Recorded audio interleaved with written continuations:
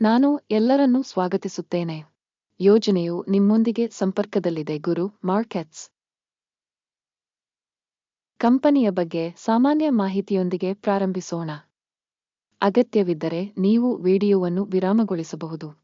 ಕಂಪನಿಯ ಪ್ರತಿಯೊಂದು ನಿಯತಾಂಕವನ್ನು ಹೆಚ್ಚು ಎಚ್ಚರಿಕೆಯಿಂದ ನೋಡಲು ನಾವು ನಿಮ್ಮನ್ನು ಆಹ್ವಾನಿಸುತ್ತೇವೆ. ಈಗ ನಾವು ಸಂಸ್ಥೆಯ ಮುಖ್ಯ ಸೂಚಕಗಳನ್ನು ಹೋಲಿಸುತ್ತೇವೆ. ಅರ್ಬ್ಕ್ ಎನ್ಕ್ ಚೆಕರ್ ಆರ್ಎಸ್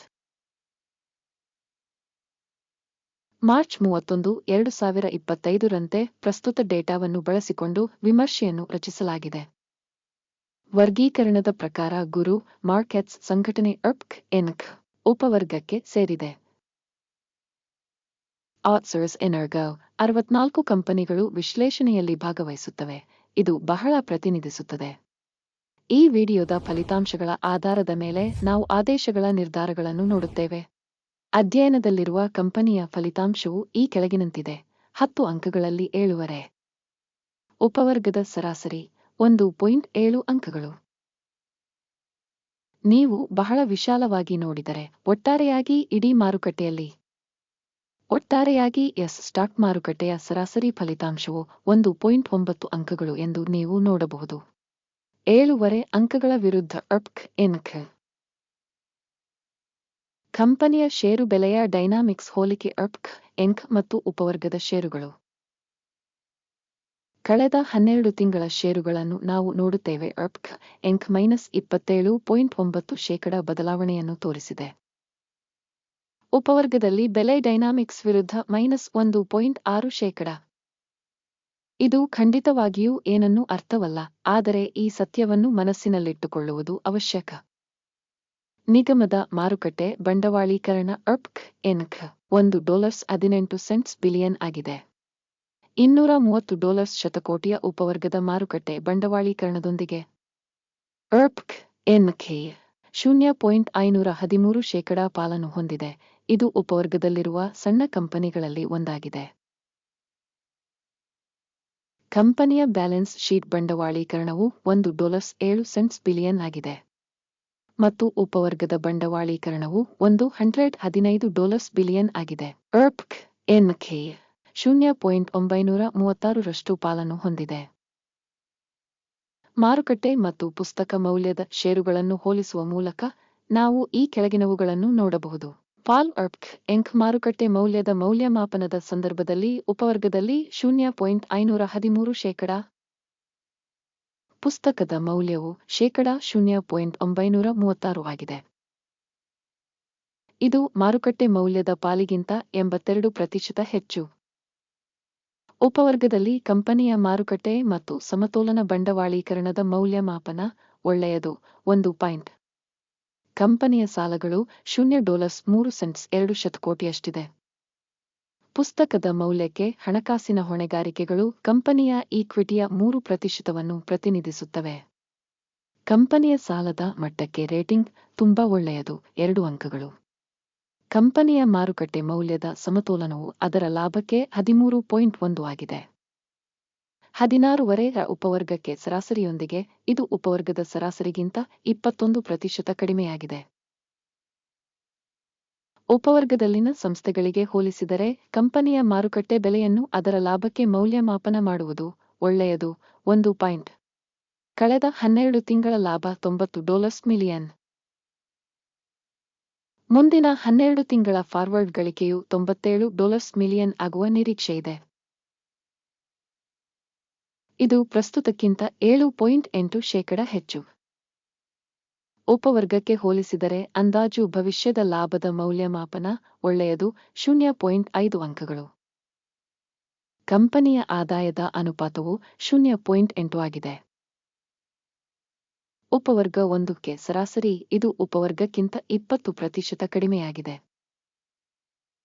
ಉಪವರ್ಗದಲ್ಲಿನ ಸೂಚಕಗಳಿಗೆ ಹೋಲಿಸಿದರೆ ಆದಾಯ ಸೂಚಕಕ್ಕೆ ವಿನಿಮಯ ಬೆಲೆಯ ಮೌಲ್ಯಮಾಪನ ಒಳ್ಳೆಯದು, 0.5 ಅಂಕಗಳು.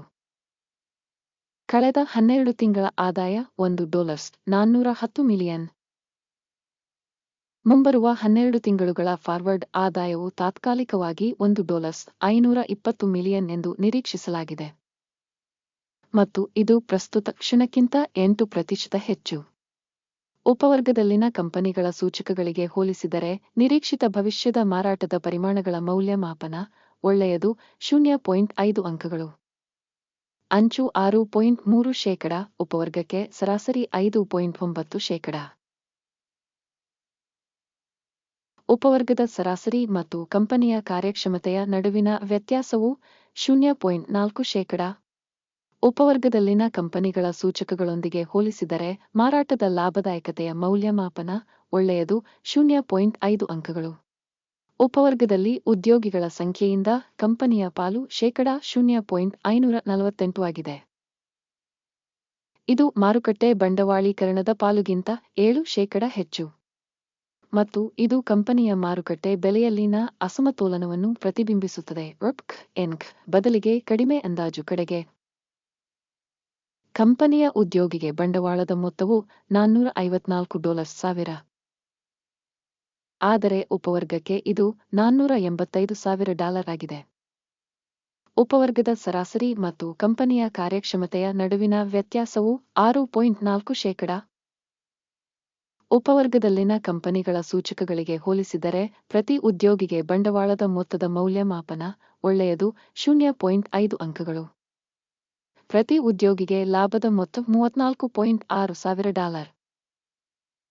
ಉಪವರ್ಗದಲ್ಲಿ ಸರಾಸರಿ $29,300. ಮತ್ತು ಉಪವರ್ಗದ ಸರಾಸರಿ ಮತ್ತು ಕಂಪನಿಯ ಕಾರ್ಯಕ್ಷಮತೆಯ ನಡುವಿನ ವ್ಯತ್ಯಾಸವು 18%. ಉಪವರ್ಗದಲ್ಲಿನ ಕಂಪನಿಗಳ ಸೂಚಕಗಳಿಗೆ ಹೋಲಿಸಿದರೆ ಕಂಪನಿಯ ವೈಯಕ್ತಿಕ ಉದ್ಯೋಗಿಗೆ ಲಾಭದ ಮೌಲ್ಯಮಾಪನ ಒಳ್ಳೆಯದು 0.5 ಅಂಕಗಳು. ಕಂಪನಿಯ ಉದ್ಯೋಗಿಗೆ ಆದಾಯ $545,000. ಉಪವರ್ಗದ ಮೂಲಕ $493,000. ಉಪವರ್ಗದ ಸರಾಸರಿ ಮತ್ತು ಕಂಪನಿಯ ಕಾರ್ಯಕ್ಷಮತೆಯ ನಡುವಿನ ವ್ಯತ್ಯಾಸವು 11%. ಉಪವರ್ಗದಲ್ಲಿನ ಸೂಚಕಗಳಿಗೆ ಹೋಲಿಸಿದರೆ ಕಂಪನಿಯ ಉದ್ಯೋಗಿಗೆ ಮಾರಾಟದ ಪರಿಮಾಣದ ಅಂದಾಜು ಒಳ್ಳೆಯದು 0.5 ಅಂಕಗಳು. ಮಾರಾಟದ ವಹಿವಾಟಿನ ಪ್ರಮಾಣವು 19.8%, ಉಪವರ್ಗಕ್ಕೆ ಸರಾಸರಿ 4.9%. ಇದು ಸಣ್ಣ ಸ್ಕ್ವೀಸ್ ಅಪಾಯ ಸೂಚಕವಾಗಿದೆ. ತಾಂತ್ರಿಕ ಸೂಚಕ RSI 14 ಕಂಪನಿಗೆ 45% ಮಟ್ಟವನ್ನು ತೋರಿಸುತ್ತದೆ. ಎನ್ಕ್ ಉಪವರ್ಗದಲ್ಲಿ RSI ಮಟ್ಟ 14, 49%. ಸರಾಸರಿಯಾಗಿ ಉಪವರ್ಗದ ಸೆಕ್ಯುರಿಟಿಗಳನ್ನು ಷೇರುಗಳಂತೆಯೇ ಉಲ್ಲೇಖಿಸಲಾಗಿದೆ. ಎನ್ಕ್ ಕಂಪನಿಯ ಪ್ರಸ್ತುತ ಷೇರು ಬೆಲೆ ಸುಮಾರು $5.47 ಆಗಿದೆ. ಕಂಪನಿಯ ಷೇರುಗಳ ಒಮ್ಮತದ ಬೆಲೆ ಗುರಿಯು ಸರಿಸುಮಾರು $6.51 ಆಗಿದೆ. ವಾಸ್ತವಿಕ ಬೆಲೆ ಮತ್ತು ಒಮ್ಮತದ ಮುನ್ಸೂಚನೆಯ ನಡುವಿನ ವ್ಯತ್ಯಾಸವು ಸರಿಸುಮಾರು 19%. ಆದೇಶಗಳ ಕೋಷ್ಟಕವನ್ನು ನೋಡೋಣ, ಅದು ನಿಮಗೆ ಲಭ್ಯವಿದೆ. ಲಿಂಕ್ ಪಿನ್ ಮಾಡಿದ ಕಾಮೆಂಟ್ನಲ್ಲಿದೆ. ಆರ್ಡರ್ ಟೇಬಲ್ ಈ ಋತುವಿನಲ್ಲಿ ಮಾಹಿತಿ ಮತ್ತು ಉಲ್ಲೇಖ ಮೌಲ್ಯಮಾಪನ ವ್ಯವಸ್ಥೆಯಿಂದ ಹಿಂದೆ ಮಾಡಿದ ಎಲ್ಲಾ ನಿರ್ಧಾರಗಳನ್ನು ಒಳಗೊಂಡಿದೆ. ಗುರು ಮಾರ್ಕೆಟ್ಸ್ ಆರ್ಡರ್ ಟೇಬಲ್ಗೆ ಪ್ರವೇಶ ಉಚಿತ ಮತ್ತು ಮುಕ್ತವಾಗಿದೆ. ಪಿನ್ ಮಾಡಿದ ಕಾಮೆಂಟ್ನಲ್ಲಿ ಲಿಂಕ್. ಸೆಕ್ಯುರಿಟೀಸ್ ಮೌಲ್ಯಮಾಪನದ ಪರಿಣಾಮವಾಗಿ ಎನ್ಕ್ ಮಾಹಿತಿ ಮತ್ತು ಉಲ್ಲೇಖ ವ್ಯವಸ್ಥೆ ಗುರು ಮಾರ್ಕೆಟ್ಸ್ ಕೆಳಗಿನ ನಿರ್ಧಾರವನ್ನು ಮಾಡಲಾಯಿತು. ಪ್ರತಿ ಷೇರಿಗೆ $5.46 ದರದಲ್ಲಿ ಹೆಚ್ಚಳಕ್ಕಾಗಿ ವ್ಯಾಪಾರವನ್ನು ತೆರೆಯಿರಿ. ಕಂಪನಿಯು ಸಾಕಷ್ಟು ಹೆಚ್ಚಿನ ರೇಟಿಂಗ್ ಹೊಂದಿರುವ ಕಾರಣ ಒಪ್ಪಂದವನ್ನು ತೆರೆಯಲಾಗಿದೆ. ಸಂಸ್ಥೆಯ ಮೌಲ್ಯಮಾಪನವು ಮೌಲ್ಯಮಾಪನ ವಿಧಾನವನ್ನು ಆಧರಿಸಿದೆ. ಅಕಿಮ್ ಸೂಚ್ಯಂಕ ಲಾಭವನ್ನು 6.09ಕ್ಕೆ ನಿಗದಿಪಡಿಸಲಾಗಿದೆ. ಸ್ಟಾಪ್ ನಷ್ಟವನ್ನು 4.83ಕ್ಕೆ ನಿಗದಿಪಡಿಸಲಾಗಿದೆ. ಲಾಭ ಅಥವಾ ಸ್ಟಾಪ್ ನಷ್ಟದಿಂದ ಆದೇಶವನ್ನು ಮುಚ್ಚದಿದ್ದಲ್ಲಿ ನಂತರ ಏಪ್ರಿಲ್ 30, 2025 ರಂದು ವ್ಯಾಪಾರ ಫಲಿತಾಂಶಗಳ ಆಧಾರದ ಮೇಲೆ ಆದೇಶವು ಸ್ವತಂತ್ರವಾಗಿ ಮುಚ್ಚಲ್ಪಡುತ್ತದೆ ಅಥವಾ ಈ ದಿನಾಂಕದ ಹಿಂದಿನ ಕೊನೆಯ ಕೆಲಸದ ದಿನದಂದು ಟಿಕ್ಕರ್ ಎಸ್ಎಂ ಬ್ಯಾಲೆನ್ಸಿಂಗ್ ಸೇಲ್ ಆರ್ಡರ್ ಆಗುತ್ತದೆ.